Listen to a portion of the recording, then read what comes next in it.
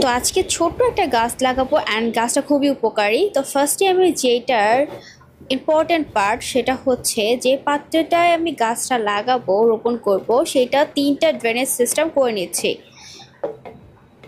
Otherwise গাছ যদি properly গোড়াটা শুকনা না থাকে, সারাক্ষণ ভেজা থাকে, তাহলে কিন্তু গাছটা মারা যাবে। তো বেশিরভাগ ক্ষেত্রে এরকমভাবেই গাছ মারা যায়। তো গত বছর আমি গাছটা কিনেছিলাম বৃক্ষমেলা থেকে, বাট গত বছর আগের বছর, কিন্তু গত বছর গাছটা মরে গিয়েছে। তো যখন গাছটা লালচে লালচে হয়ে গিয়েছে, আমি দেখতে পাচ্ছি যে এটা হয়তোবা আর টিকবে না। তো তখন আমি গোড়া থেকে অল্প অল্প করে আমি ওয়ান টাইম পাত্রে লাগিয়ে রেখেছিলাম। তো সেখান থেকে এই পাত্রটা গাছ এখনো আছে এবং সুন্দরভাবে আবার নতুন পাতা গজিয়েছে। তো ভাবলাম এটাকে এখন বড় একটা পাত্রে রোপণ করে ফেলি।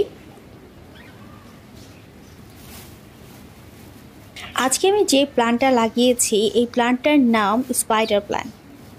আর এর পাতাগুলো মাকড়সার মতো দেখতে বলে একে স্পাইডার প্ল্যান্ট বলা হয়।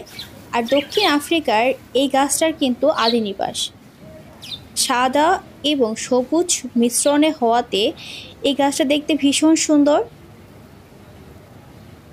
সেজন্য এটা ইনডোর প্ল্যান্ট হিসাবে ঘরের বেডরুমে বা ডাইনিং রুমে, ড্রয়িং রুমে যে কোনো জায়গায় খুব পরিবেশ বান্ধব।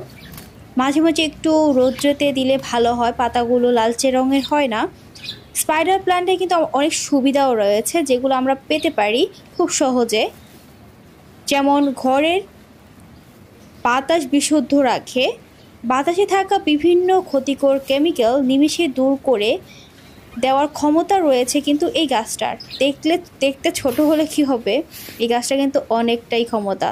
আমরা যে অক্সিজেনটা গ্রহণ করি সেটার যে দূষিত কণাগুলো রয়েছে সেগুলো কিন্তু অনেকটাই বিশুদ্ধ করার চেষ্টা করে থাকে।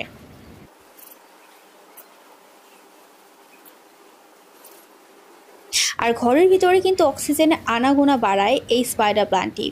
এগুলো কিন্তু একটা আমার কথা না, গবেষণায় প্রমাণিত হয়েছে। তো সেগুলোই আমি একটু বলার চেষ্টা করলাম, যেহেতু আমি গাছটা রোপণ করছি, কেন রোপণ করছি অ্যান্ড কী কী উপকারিতা সেগুলো একটু বলার চেষ্টা করেছি। এই তো। আর এই গাছটার উপর যত্ন নেওয়া খুবই সহজ।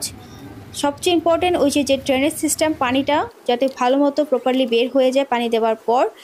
এবং ঘরের যে কোনো জায়গায় বা জানলার পাশে যদি একটু আলো বাতাস আসে তাহলে ভালো। আর এছাড়া যদি সপ্তাহে সপ্তাহে আপনারা একটু রোদে দিতে পারেন তাহলে আর পাতাগুলো লালচে বর্ণের হবে না।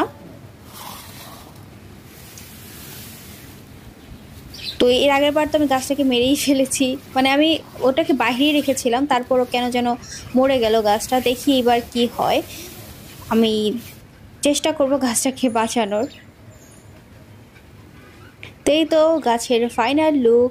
আর আমি গাছ যখন রোপণ করছিলাম দেখতে পাচ্ছিলাম যে গুঁড়ি গুঁড়ি বৃষ্টিও পড়ছে, আমার কিন্তু ভীষণ ভালো লাগছিল পরিবেশটা।